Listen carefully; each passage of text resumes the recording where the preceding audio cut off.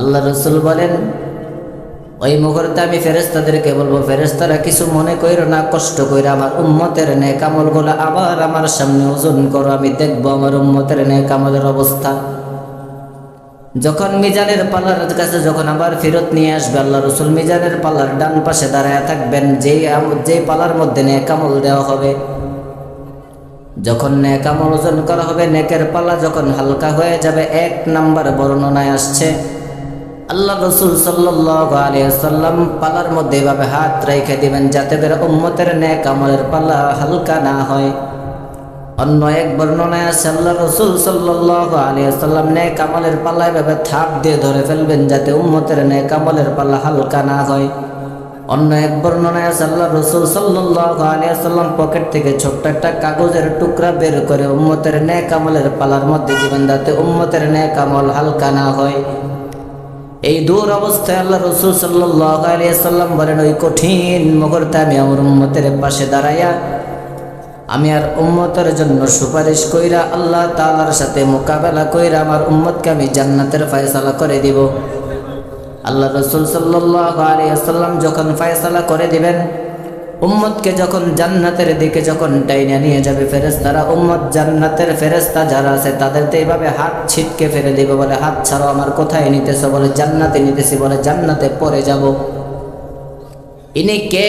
আজকে এই কঠিন দিনে, বিচারের দিন, এমন একটা দিন যেদিন আমার মা আমার পরিচয় দেয় না, যেদিন আমার সন্তান আমার পরিচয় দেয় না, যেদিন আমার বাবা আমাকে সন্তান বলে পরিচয় দেয় না, আমার আপন মা বাবা পর্যন্ত আমাকে দেখে পলে গেছে, কিন্তু উনি তো আমার আত্মীয় স্বজন কেউ না। উনি কে? এমনভাবে আমার উপকার করলো, আজকে আমার জন্য জাহান্নাম ফায়সালা ছিল, আজকে কেন আমাকে জান্নাতের দিকে নিতেছে? ওনার পরিচয় না যাই না তো আমি জান্নাতে যাব না। আল্লাহ রসুল বলেন, আমার উম্মত আমার দিকে আগায় আসবে, এসে বলবে, আপনি কে? আপনার পরিচয় কি? কি আপনার পরিচয়? আপনি আমাকে কেন জান্নাতের ফয়সালা করে দিলেন? আল্লাহ রসুল সাল্লাল্লাহু আলাইহি ওয়াসাল্লাম বলেন, তুমি আমার উম্মত, আমি তোমার নবী। কোনোদিন তুমি আমাকে দেখো নাই, আমি তোমাকে দেখি নাই, কিন্তু ওই যে কখনো মাঝে মাঝে যখন সময় যখন হাতে ছিল, দুনিয়ার কোনো কেচালের মধ্যে, দুনিয়ার মধ্যে ঝামেলার মধ্যে না জড়াইয়া চুপচাপ মসজিদের কোণে বসে, ঘরের কোণে বসে নামাজের পরে, নামাজের আগে মানুষের সাথে কথা না বলে নিরিবিলি সময়গুলো যখন আমি আল্লাহর রসুলের চুপে চুপে যখন দুরুদগুলো পড়ছো সাল্লাল্লাহু আলাইহি ওয়াসাল্লাম, সাল্লাল্লাহু আলাইহি ওয়াসাল্লাম, এই দুরুদগুলো ছোট ছোট আমল যে করছো, দুরুদের আমল, এই আমলগুলো প্রত্যেক সপ্তাহে ফেরেশতারা আমার কাছে জমা দিছে। আমি রসুল সেই উম্মতকে কিয়ামতের দিন, কঠিন দিনে বাঁচানোর জন্য সে আমলগুলো ছোটভাবে আমার কাছে আমি রেখে দিছি আমার উম্মতকে বাঁচানোর জন্য। আল্লাহ রসুল বলেন, এমনভাবে ছোট ছোট আমলের কারণে আমি আমার উম্মতকে কাল কিয়ামতের দিন কঠিন অবস্থা থেকে আমি বাঁচিয়ে দিব। এই জন্য দুরূদ পড়ার দরকার আছে না নাই? আল্লাহ রসুল বলেন, মান সাল্লা আলাইয়া ওয়াহিদাতান সাল্লাল্লাহু আলাইহি আশরাতান, যে ব্যক্তি আমার উপর একবার দুরূদ পড়বে, আল্লাহ তাআলা ওই বান্দার উপর 10টা রহমতের ফেরেশতা নাজিল করবে। কয়টা ফেরেশতা? 10টা রহমতের ফেরেশতা নাজিল করবে। আল্লাহ তাআলার যত রহমত আছে, একটা রহমত দিলেই তো আমাদের জন্য যথেষ্ট। কিন্তু দুঃখ এবং আফসোস এবং পরিতাপের বিষয়, কথা তিতা হলেও সত্য, যে আজকে আমরা রসুলের উপর দুরূদ পড়তে চাই না। যে ব্যক্তি রসুলের উপর দুরূদ পড়ে তাকে নিয়ে কিভাবে গ্যাঞ্জাম করা যায় সেদিকে আমরা যাই। কোন ব্যক্তি দুরূদ বৈশা الذي أرسله الله تعالى بالحق بشيرا ونذيرا وداعيا إلى الله بإذنه وسراجا وقمرا منيرا. أما بعد فأعوذ بالله من الشيطان الرجيم. بسم الله الرحمن الرحيم. يا أيها الذين آمنوا اذكروا الله ذكرا كثيرا وسبحوه بكرة وأصيلا. وقال تعالى: ومن أعرض عن ذكري فإن له معيشة ضنكا ونحشره يوم القيامة أعمى صدق الله العظيم الحمد لله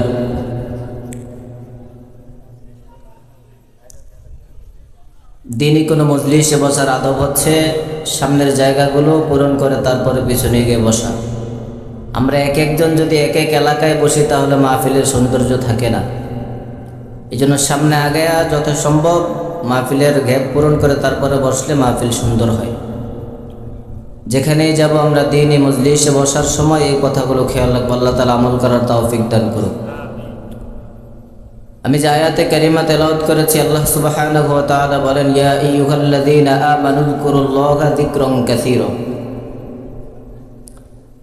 আল্লাহ বলেন যে ঈমান যারা আনছ তোমাদের জন্য একটা কাজ হচ্ছে যে তোমরা উযকুরুল্লাহা যিকরান কাসীরা, তোমরা অধিক পরিমাণে আমি আল্লাহকে স্মরণ করো। ওয়াসাব্বিহুহু বুকরাতাও ওয়া আসীলা, এবং তোমরা সকাল সন্ধ্যা আল্লাহ তাআলার তাসবিহাত আদায় করো। আল্লাহু আকবার। আল্লাহ তাআলা যে বললেন যে বান্দা সকাল সন্ধ্যা আমার তাসবিহাত আদায় করো, আমাকে বেশি বেশি স্মরণ করো। তাসবিহাত যে পড়বেন সকাল সন্ধ্যা, হাদিসে পাকের মধ্যে আসছে যে সকাল সন্ধ্যা যে ব্যক্তি আল্লাহ তাআলার জিকির করবে, জিকির করতে করতে যারা জিহবা জবানকে যারা তরতাজা রাখবে, কিয়ামতের দিন তারা হাসতে হাসতে জান্নাতের দিকে যাবে।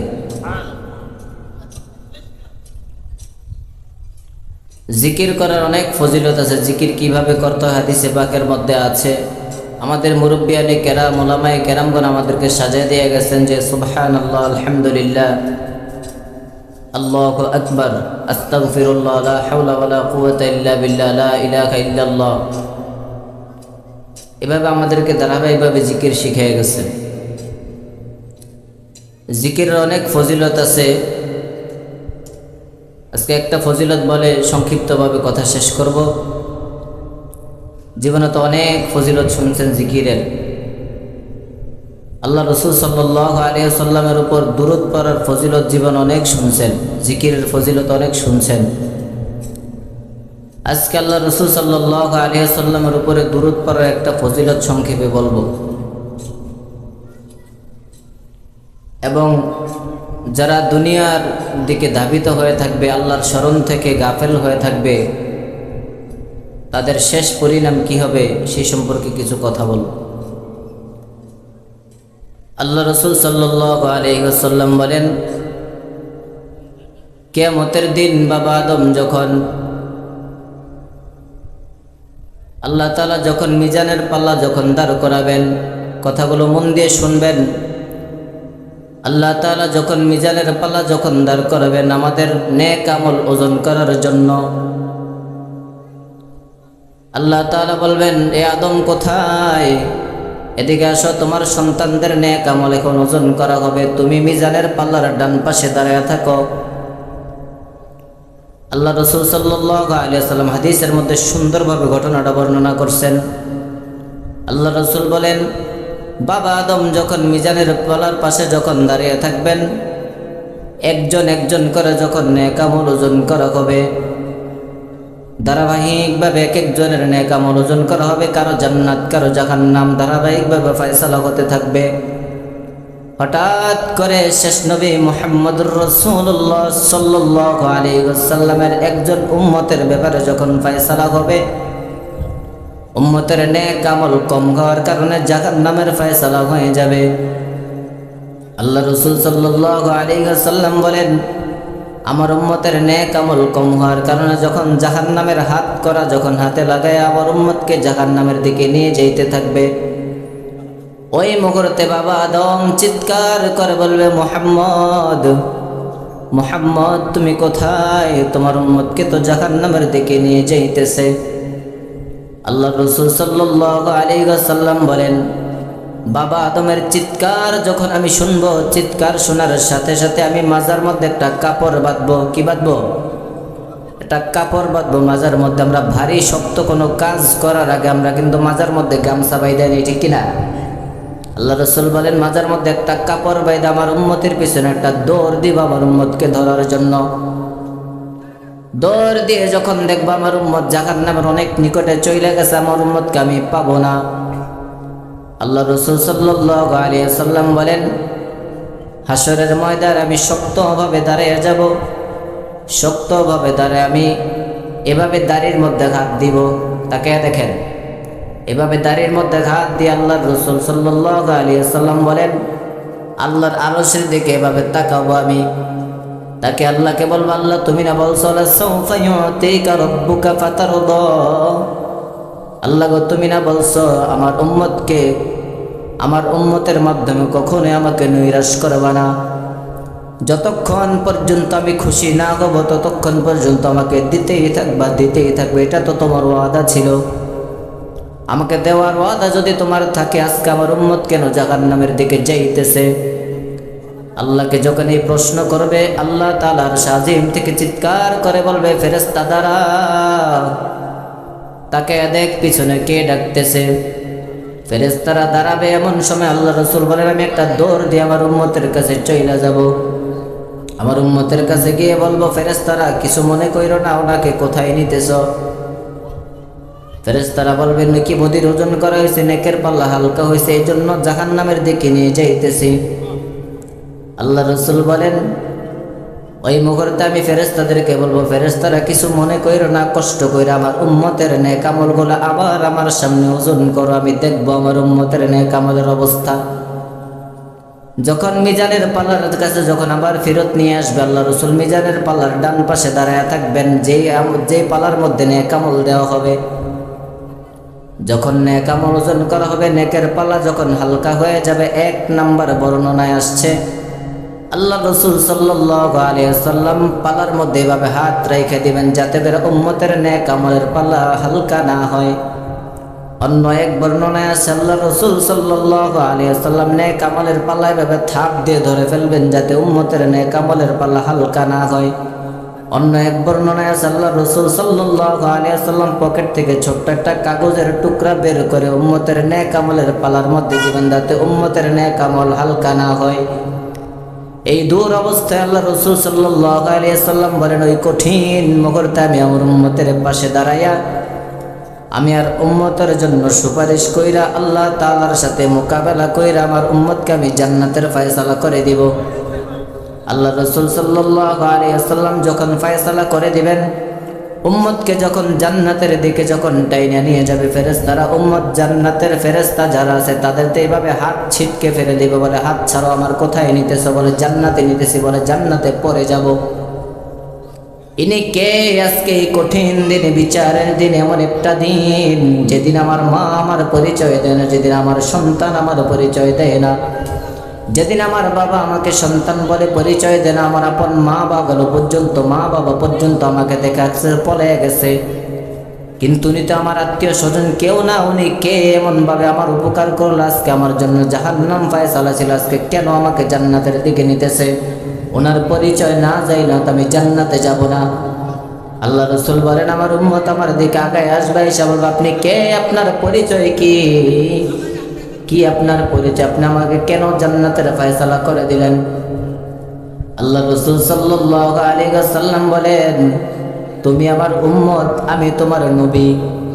কোনোদিন তুমি আমাকে দেখো নাই, আমি তোমাকে দেখি নাই, কিন্তু ওই যে কখনো মাঝে মাঝে যখন সময় যখন হাতে ছিল, দুনিয়ার কোনো কেচালের মধ্যে, দুনিয়ার মধ্যে ঝামেলার মধ্যে না জড়াইয়া চুপচাপ মসজিদের কোণে বসে, ঘরের কোণে বসে নামাজের পরে, নামাজের আগে মানুষের সাথে কথা না বলে নিরিবিলি সময়গুলো যখন আমি আল্লাহর রসুলের চুপে চুপে যখন দুরুদগুলো পড়ছো সাল্লাল্লাহু আলাইহি ওয়াসাল্লাম, সাল্লাল্লাহু আলাইহি ওয়াসাল্লাম, এই দুরুদগুলো ছোট ছোট আমল যে করছো, দুরুদের আমল, এই আমলগুলো প্রত্যেক সপ্তাহে ফেরেশতারা আমার কাছে জমা দিছে। আমি রসুল সেই উম্মতকে কিয়ামতের দিন, কঠিন দিনে বাঁচানোর জন্য সে আমলগুলো ছোটভাবে আমার কাছে আমি রেখে দিছি আমার উম্মতকে বাঁচানোর জন্য। আল্লাহ রসুল বলেন এমনভাবে ছোট ছোট আমলের কারণে আমি আমার উম্মতকে কাল কিয়ামতের দিন কঠিন অবস্থা থেকে আমি বাঁচিয়ে দিব। এই জন্য দুরূদ পড়ার দরকার আছে না নাই? আল্লাহ রাসূল বলেন, মান সাল্লা আলাইহি ওয়াহিদাতান সাল্লাল্লাহু আলাইহি আশরাতান, যে ব্যক্তি আমার উপর একবার দুরূদ পড়বে আল্লাহ তাআলা ওই বান্দার উপর 10টা রহমতের ফেরেশতা নাজিল করবে। কয়টা ফেরেশতা? 10টা রহমতের ফেরেশতা নাজিল করবে। আল্লাহ তাআলার যত রহমত আছে, একটা রহমত দিলেই তো আমাদের জন্য যথেষ্ট। কিন্তু দুঃখ এবং আফসোস এবং পরিতাপের বিষয়, কথা তিতা হলেও সত্য, যে আজকে আমরা রসুলের উপর দুরূদ পড়তে চাই না। যে ব্যক্তি রসুলের উপর দুরূদ পড়ে তাকে নিয়ে কীভাবে গ্যাঞ্জাম করা যায় সেদিকে আমরা যাই। কোন ব্যক্তি দুরূদ বইসা পড়লো, কোন ব্যক্তি দাঁড়ায় পড়লো, সেগুলো নিয়ে আমরা গ্যাঞ্জাম করি। কোন ব্যক্তি দুরূদ পড়লো না, কোন ব্যক্তি আল্লাহ রসুলের আনুগত্য করলো না, সেটা নিয়ে আমরা গ্যাঞ্জাম করি না। অথচ আল্লাহ তাআলা বলছেন যে আমি রসুলকে যা নিয়ে পাঠাইছি তার উপর অনুসরণ করো। রসুলকে আমি কি দিয়ে বানাইছি এটা তোমার কোনো দেখার দরকার নাই। আমি রসুলকে নূর দিয়া বানাইছি না মাটি দিয়া বানাইছি, আজকে 300 বছর পর্যন্ত আমরা রসুলকে কি দিয়া বানাইছি এটাই এখনো ফয়সালা করতে পারি নাই। আল্লাহ এবং আল্লাহ রসুলের আনুগত্য করব কখন? একটা কথা মনে রাখবেন, আমি ছোট মানুষ, একটা ছোট্ট একটা সমাধান দিয়ে যাই, কথাটা সারা জিন্দেগি মনে রাখবেন যতদিন থাকবেন। আমি চাই না কোনো সমাজে রসুল কি দিয়ে তৈরি, রসুলের দুরূদ কীভাবে পড়ো এগুলো নিয়ে গঞ্জামক আমি চাই না। রসুলের উপর দুরূদ পড়া দিয়ে হয়েছে কথা, ঠিক কিনা? দুরূদ পড়া দিয়ে হয়েছে কথা। এখন মূল সমাধান হচ্ছে আল্লাহ রসুলকে আল্লাহ তাআলা কি দিয়ে বানাইছেন এটা আমাদের দেখার দরকার নাই। আমি কোনো একটা জিনিস খাওয়ার পরে সেই জিনিসটা যদি আমার কাছে ভালো লাগে, তখন আমি জিজ্ঞেস করি যে এই জিনিসটা আমি বাসায় গিয়ে আবার বানায় নিজে খাবো। এই জন্য আমরা জিজ্ঞেস করি যে জিনিসটা কি দিয়ে বানাইছে, ঠিক কিনা? আল্লাহ রসুলকে আল্লাহ যা দিয়ে বানাইছেন, আমার আপনার দরকার নাই। রসুলকে আমরা নতুন করে বানাবো নাকি? তাহলে দরকার কি রসুলকে আল্লাহ কি দিয়ে বানাইছেন? বরঞ্চ আল্লাহ তাআলা বলছেন যে রসুলের আনুগত্য করো। আমার কথা হচ্ছে কে রসুলকে কি দিয়ে বানাইছে, নূর দিয়ে বানাইছে না মাটি দিয়ে বানাইছে, এগুলো নিয়ে কোনো দ্বন্দ্ব করার দরকার নাই। মূল কথা হচ্ছে আমি আপনার রসুলের সুন্নতের অনুসরণ কতটুকু করলাম, কতটুকু ছাড়লাম, এটা হচ্ছে মূল বিষয়। আমার মূল কথা হচ্ছে আপনি যেই পীরের মুরিদ হন না কেন, আমি যেই পীরের মুরিদ হই না কেন, আপনি যেই পীরের কাছে যান না কেন, আমি যেই পীরের কাছে যাই না কেন, কোনো ভেদাভেদের দরকার নাই।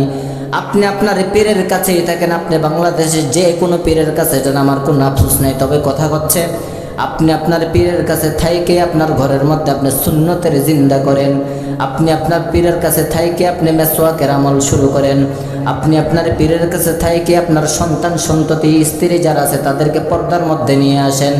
আপনি আপনার সেই পীরের কাছে থাইকে সমাজ কীভাবে সুন্দর হবে, সমাজ কীভাবে আদর্শবান সমাজ হবে, সেই চিন্তা আপনি পীরের কাছে থাইকেই করেন।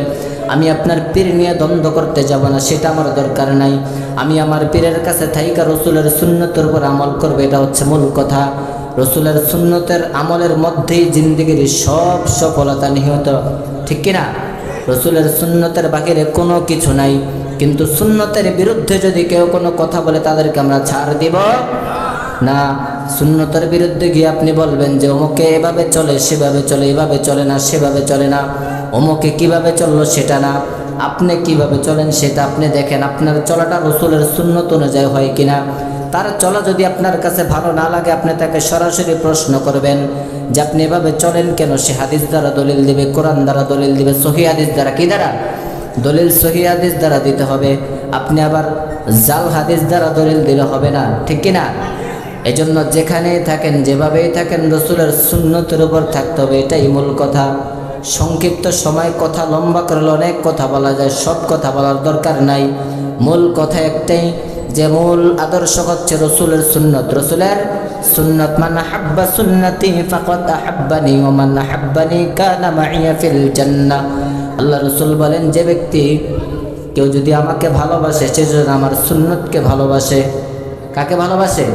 আমার সুন্নতকে যেন সে ভালোবাসে।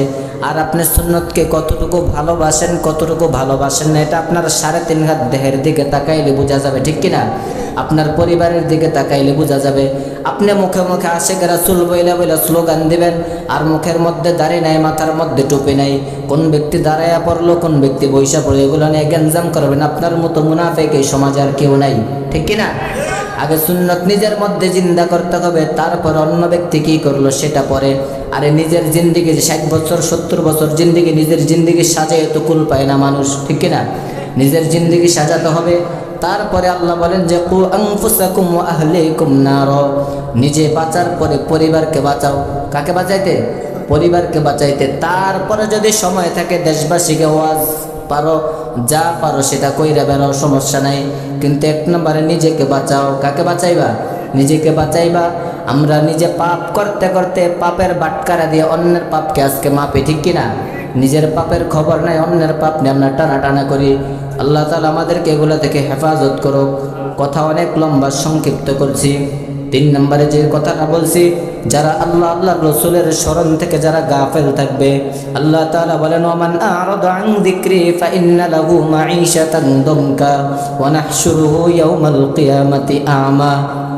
আল্লাহ তাআলা বলেন যারা আমি আল্লাহর স্মরণ থেকে যারা গাফেল থাকবে, যারা আল্লাহর জিকির করবে না, আল্লাহর জিকির বলতে শুধু মুখে জবানে সুবহানাল্লাহ আলহামদুলিল্লাহ এগুলা জিকির না। জিকির কিন্তু নামাজও, জিকির কিন্তু সমস্ত ইবাদত কিন্তু জিকিরের শামিল। আল্লাহ বলেন যারা আমার স্মরণ থেকে যারা গাফেল থাকবে তাদের জন্য 1 নাম্বার আযাব হচ্ছে, আল্লাহ বলেন তাদের জন্য দুনিয়ার জিন্দেগিতে আমি সংকটময় করে দেব। কি করে দিব? আমি সংকটময় করে দেব। সংকটময় করার অর্থ হচ্ছে তারা হাজার হাজার কোটি টাকার মালিক থাকবে, কিন্তু তাদের দুনিয়ার জিন্দেগির চাহিদা শেষ হবে না। আরও চাই, আরও পাই, আরও খাই, এই ধান্দা তাদের সব সময় থাকবে। এই জন্য দুনিয়ালোভী মানুষদের দেখবেন যারা শুধু কিভাবে মানুষের সম্পদ আত্মসাৎ করবে এই চিন্তায় থাকে, আখেরাতের কোনো ফিকির তাদের নাই। এর মধ্যে আরও অনেক কথা আছে, কথা লম্বা করলাম না। 2 নম্বরে আল্লাহ বলেন ফাইন্না লাহু মাঈশাতান দনকা ওয়া নাহশুরুহু ইয়াওমাল কিয়ামাতি আ'মা। আল্লাহ বলেন 2 নম্বরে কিয়ামতের দিন ওই নাফরমান যারা উঠবে, যারা দুনিয়ালোভী মানুষ, যারা আল্লাহর স্মরণ থেকে যারা গাফেল থাকবে, তারা কিয়ামতের ময়দানে যখন দাঁড়াবে তারা অন্ধ অবস্থায় দাঁড়াবে। কিভাবে দাঁড়াবে? অন্ধ অবস্থায় তারা দাঁড়াবে।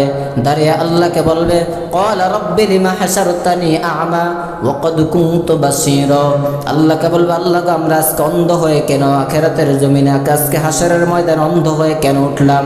আমরা তো দুনিয়ার জিন্দেগিতে সব কিছু দেখছি এই চক্ষু দ্বারা, আজকে কেন দেখি না?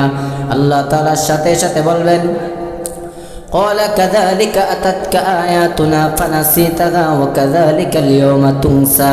আল্লাহ বলেন দুনিয়ার জিন্দেগিতে সব কিছু দেখছো, আজকে কেন দেখো নাই? উত্তর শুই না নাও। আল্লাহ বলেন যে দুনিয়ার জিন্দেগিতে আমি রসুল পাঠাইছি, নবী রসুল পাঠাইছি, আমি আল্লাহ সাহাবায়ে কেরামদেরকে পথ প্রদর্শী ধীরে ধীরে রবির পরে সাহাবী, তাবেঈন, তাবেঈন, আইমায়ে মুজতাহিদিন, সলফে সলিহিন, উলামায়ে কেরাম, কিয়ামত পর্যন্ত নবী রাসূলদের দায়িত্ব আমি উলামায়ে কেরামদের উপর দিয়ে রাখছি। আমি সমাজ সুন্দর করার জন্য উলামায়ে কেরামদেরকে দায়িত্ব দিয়ে রাখছি। একের পর এক সবাইকে আমি সুন্দরভাবে দায়িত্ব দিয়ে রাখছি। আমি আল্লাহ গাইডলাইন হিসাবে সুন্দর একটা কোরআনে কারিম নাজিল করছি। ওই যে কোরআনে কারিমের মাহফিল যখন হইতো, কোরআনের কথাগুলো শুনেও শুনো নাই, দেখেও দেখো নাই, উলামায়ে কেরামদেরকে দেখলে বাঁকা চোখে তাকাইছো, তাদের থেকে মুখ ফিরিয়ে নিছো।